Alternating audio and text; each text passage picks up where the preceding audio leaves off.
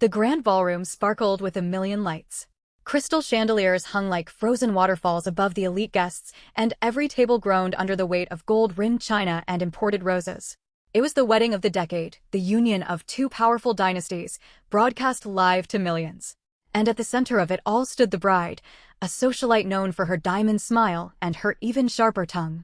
The groom was handsome in the way money makes handsome, tailored suit, perfect hair, and eyes that had never known a real hardship. He smiled for the cameras, but his gaze kept drifting across the room toward the edge of the dance floor. That was where she stood. The maid. She wore a plain black uniform, white apron, and a name tag that read Elena. Her hands were steady, carrying a silver tray of champagne flutes, her posture perfect, her face calm.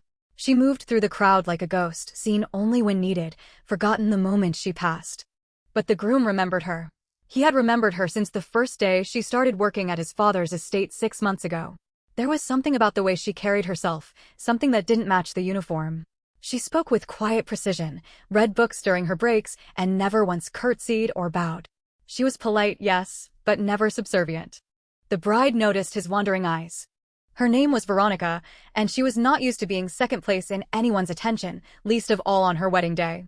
She watched her fiancé track Elena across the room, and something cold coiled in her chest. Jealousy, hot and razor-edged.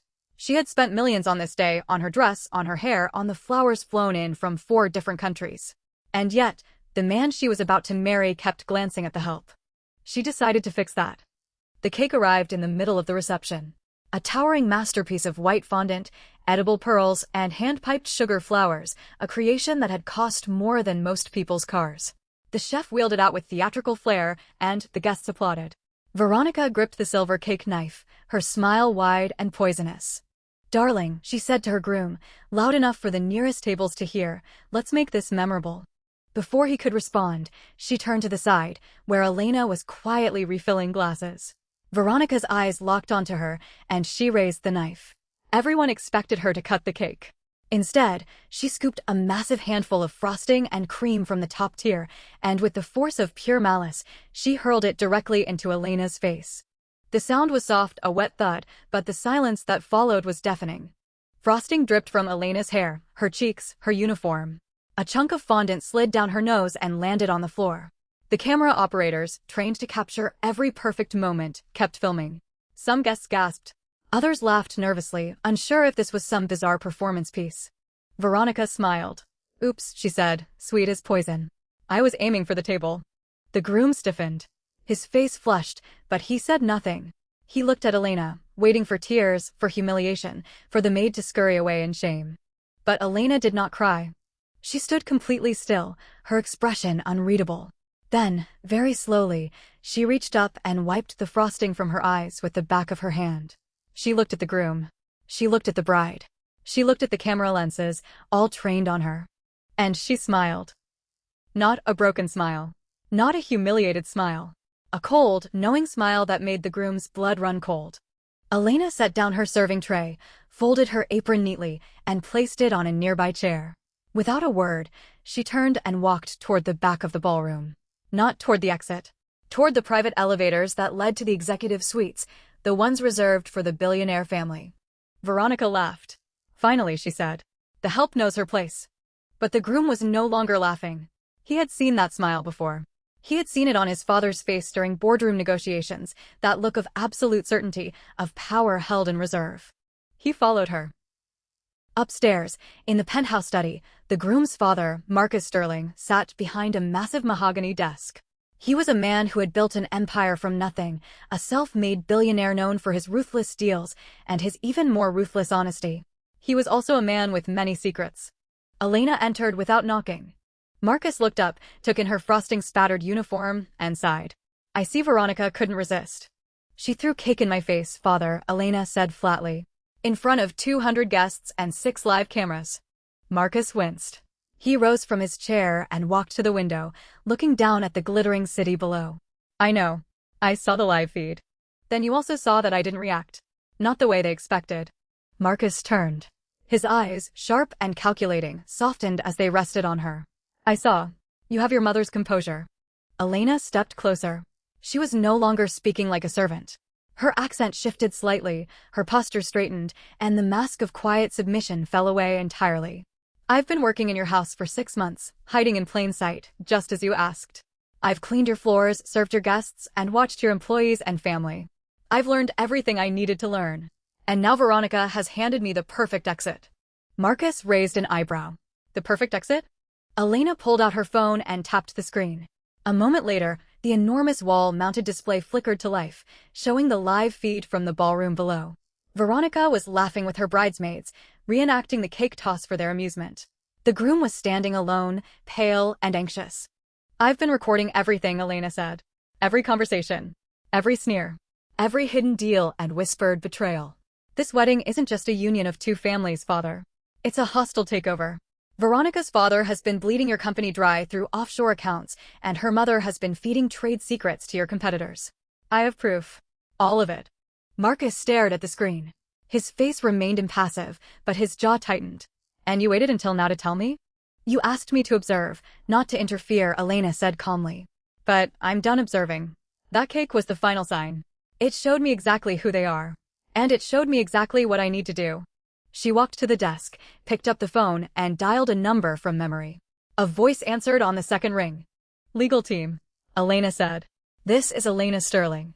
We're initiating the freeze. All accounts associated with the Pierce family are to be suspended immediately.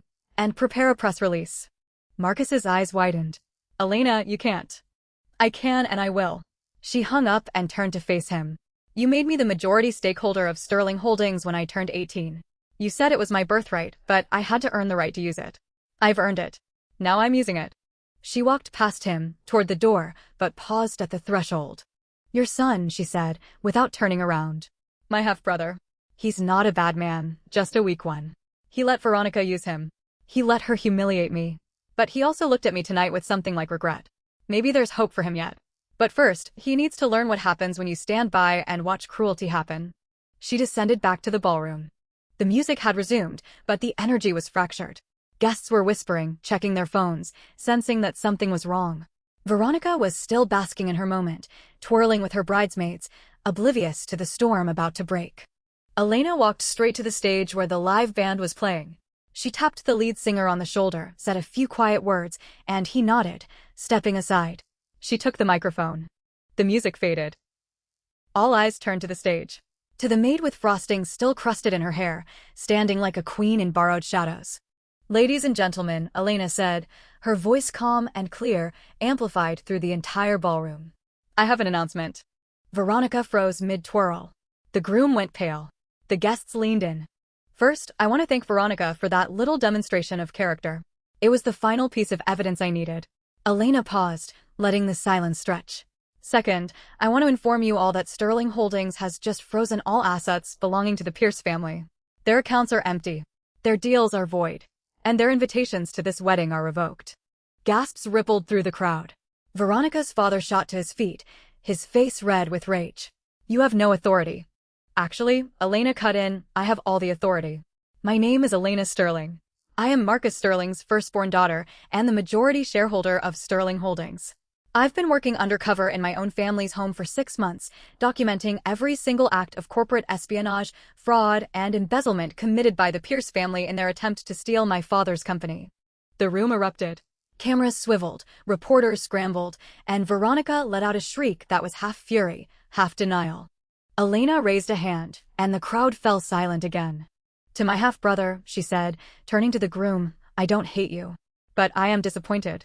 You watched a woman humiliate someone you knew to be vulnerable, and you said nothing. That tells me everything I need to know about your character. So here is your choice. Stay with Veronica and lose everything, or walk away and start over from zero. Your money won't save you. Your name won't save you. Only your actions from this moment on can do that. The groom stared at her. His mouth opened and closed, but no words came out. Elena turned back to the crowd, and a small, genuine smile crossed her face. This wedding is over. But my story? It's just beginning. She set the microphone down, walked off the stage, and exited through the grand doors, not as a maid, but as the heiress who had finally claimed her throne. Behind her, the ballroom descended into chaos. And somewhere, on a live stream watched by millions, a maid who had been shattered by cake became the most powerful woman in the room.